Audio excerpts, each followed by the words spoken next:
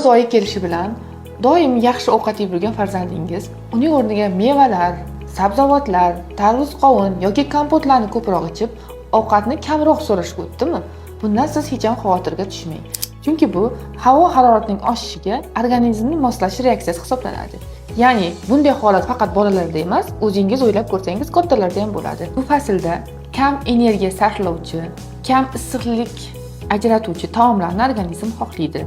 Ko'proq mevalarni, sabzavot mahsulotlarini, sut mahsulotlarini, qaynatilgan holatlardagi yog'siz holatdagi oqsil mahsulotlarni organizm xohlashi bu normal hol hisoblanadi va shunga mos holatda farzandingiz ko'p vez olmasligi yoki vez tashlashi mumkin. 1-2 kiloga tashlaydigan bo'lsa, bu xavotirli holat hisoblanmasdan, salqin fasllar kelishi bilan yoz oyi bo'yicha vitaminlarga to'yingan organizm agar unda anemiya va boshqa yetishmovchilik holatlari bo'lmaydigan bo'lsa, yana avvalgidek ovqat yeyishda davom etib ketadi.